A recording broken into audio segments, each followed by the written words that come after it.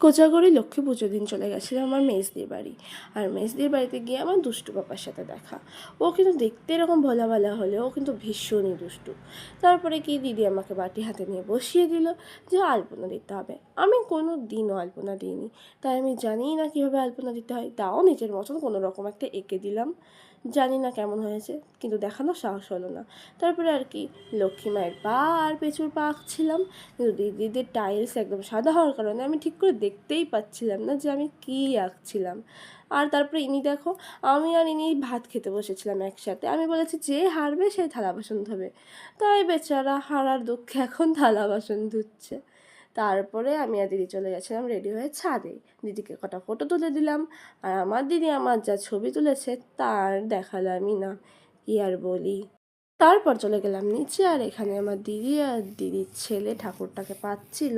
তারপরে দিদি লক্ষ্মী মাকে সাজিয়ে দিল। আর এই যে আমার দিদির বাড়ির লক্ষ্মী ঠাকুর।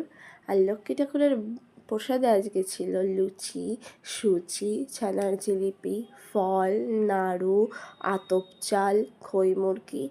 অন্যান্যবার কিন্তু এখানে খিচুড়ি আর বেগুন ভাজিও অ্যাড হয়, কিন্তু এবার খিচুড়ি আর বেগুন ভাজাটা অ্যাড হতে পারেনি, কারণ দিদি সব একা হাতে করে তো, সেই জন্য এবার আর করে উঠতে পারেনি।